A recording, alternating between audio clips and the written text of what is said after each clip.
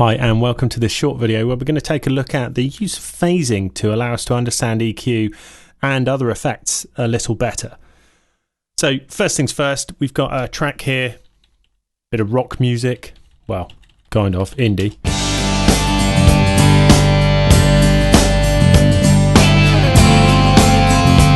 We get the idea.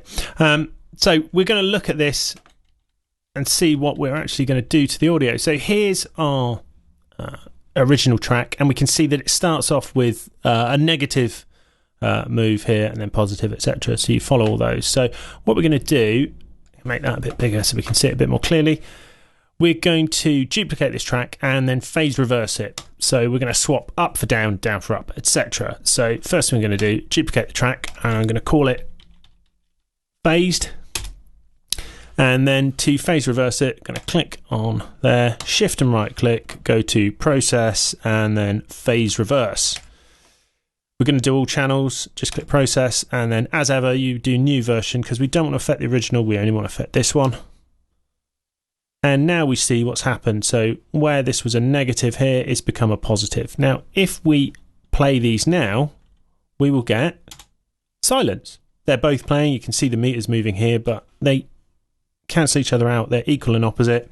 We get absolutely nothing. If we mute either of the tracks, we get the original back, and it's important to remember that we won't hear any difference between the phased version or the original in context. It makes no odds. While there are times where that could be an issue, it's not going to be an issue here. So we're just going to deal with the fact that those have totally cancelled each other out. But if we hear either of them in isolation, we hear the original. They sound no different. Right, so now what we're going to do on this track, we could do it on this on either, it wouldn't make any difference. We're going to add some EQ. So if we play this, let me just reset this. If this is playing and we turn this on and then start adding in some boost, we will hear the effect of just this EQ, nothing else. So you can hear that really sort of harsh, mid-rangey tone. And if we move this around, we can hear that at different frequencies. I've got a useful tip here. So let's just set this to a nice round 10 dB. If you want to sweep these around, keyboard shortcuts will make this much easier, because normally if you're doing this and you're trying to keep it on there, you can see it's very difficult to keep it exactly right, although obviously I'm doing a great job there. It's much easier. If you want to sweep the frequency, if you hold down the Alt key, it will fix the gain and just allow you to just sweep that. So you can see my mouse is moving up and down like it's on a mountain range, but makes no odds. And if you want to just do the gain, you hold down Control, and you can see now we're staying at 462 Hertz, and there's no movement in the other direction. So if I play this now, hold down the Alt key and sweep,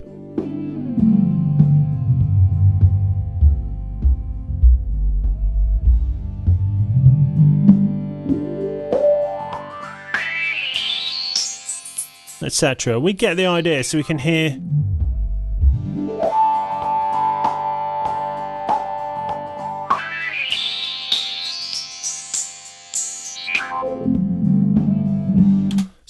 all those different frequencies in there. So this is really good for learning that, because we're really only hearing the sound of this EQ band, not the sound of everything else.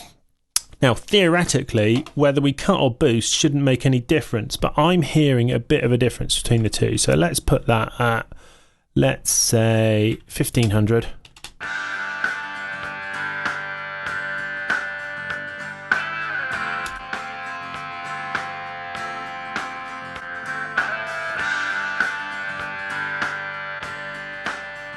Now, I'm not entirely sure why we're hearing a difference there, because my brief thought experiment analysis of it is that we should be hearing the same whether it's cut or boost, but clearly we're not.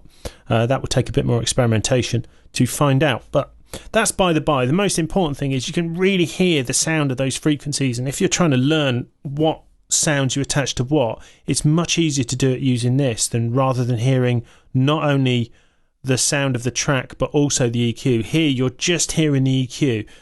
It can be useful in a creative way as well, because sometimes you may just want that. Now obviously we have access to low cut and high cut filters, etc. in Cubase from most major versions, but if you're on an earlier or lesser version you may not have access to them, so this is going to make it much easier to get those sounds, and you can just do it like that.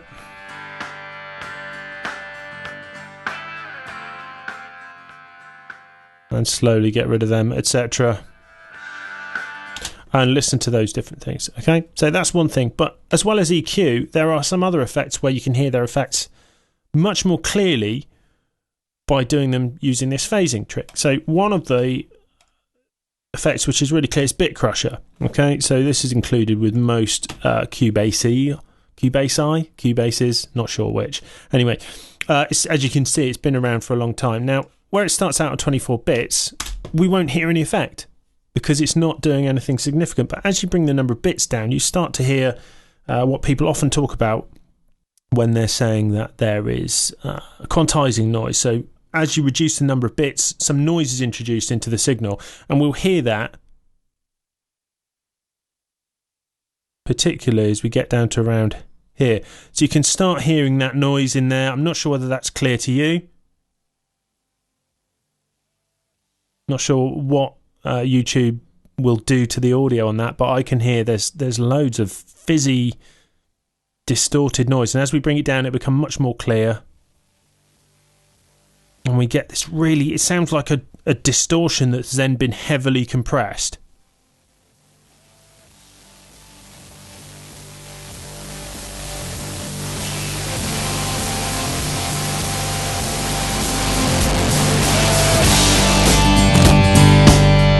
Obviously, as we get down to 0 bits, we're getting total difference because it can't produce anything through the one channel. But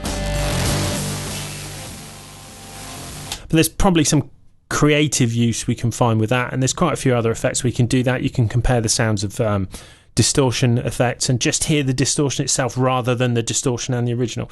So hopefully you'll find this a useful learning tool, but also a useful creative tool for creating some slightly different sounds than the norm.